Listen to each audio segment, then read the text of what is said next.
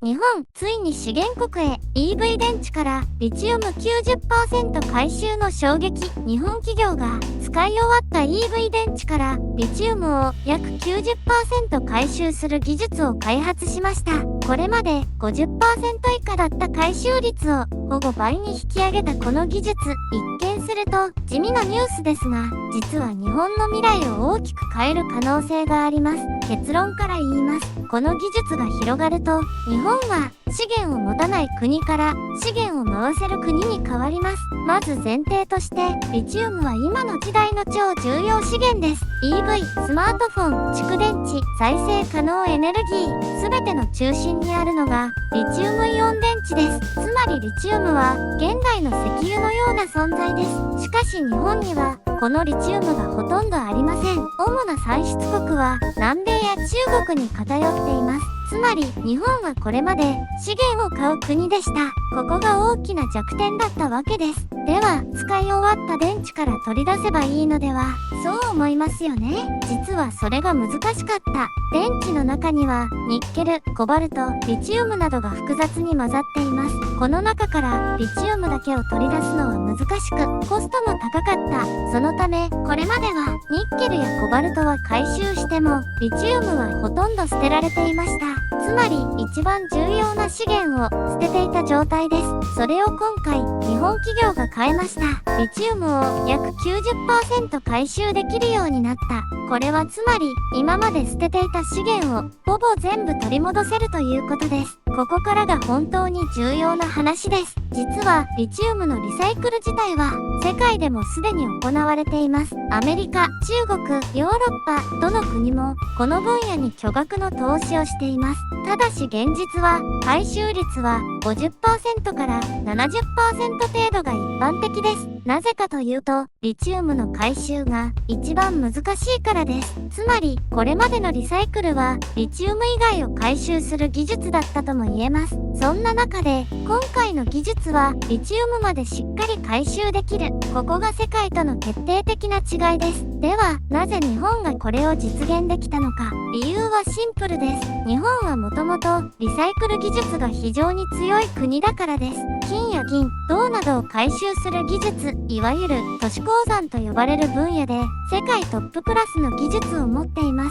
つまり今回の成功は突然の発明ではなく長年の積み重ねの結果なんです。そしてこの技術、実はもう一つ重要なポイントがあります。それは特許です。こういったリサイクル技術は化学処理の方法や工程として特許を取ることができます。実際に日本企業はこの分野で多くの特許を持っています。ただし、ここで問題があります。特許があるからといって完全に守れるわけではありません。特許は公開されるものなので、ある程度中身が分かってしまう。さらに似た技術を別の方法で開発される可能性もあります。そしてもっと現実的な問題があります。技術流出です。これは実際に起きている問題で、社員の転職、サイバー攻撃、共同研究などを通じて技術が外に漏れてしまうリスクがあります。つまりこの技術はすごいと同時に狙われる技術でもあります。では、日本はこういった技術を守っているのでしょうか。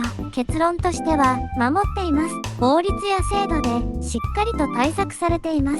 経済安全保障の法律によって重要な技術は国家レベルで管理されるようになりました。さらに技術の持ち出しや不正利用には厳しい罰則もあります。つまり企業だけでなく国も一緒になって守る体制になっています。ただし現実として 100% 防ぐことはできません。だからこそ重要なのは守ることだけではありません。スピードです。どれだけ早く実用化して市場を取れるか、これが勝負になります。ここからこの技術がもたらす変化を整理します。まず一つ目、輸入依存が下がります。海外に頼っていた資源を国内で循環できるようになる。二つ目、電池産業が強くなります。原料を自前で確保できることでコストも供給も安定します。3つ目、経済安全保障が強化されます。外国に依存しすぎない強い構造になります。4つ目、新しい産業が生まれます。電池の回収、運搬、再資源化、これらが一つの巨大な産業になります。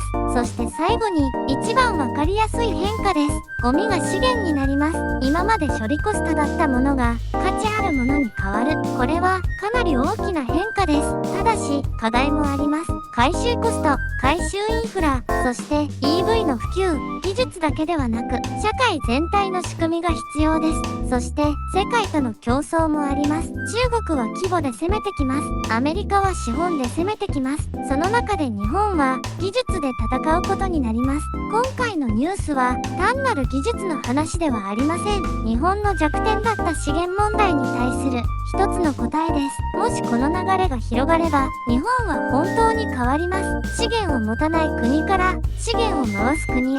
これが今回のニュースの本質です。あなたはこのニュースどう思いましたか？すごいと思った方は高評価とチャンネル登録をお願いします。そしてコメント欄でぜひあなたの意見を聞かせてください。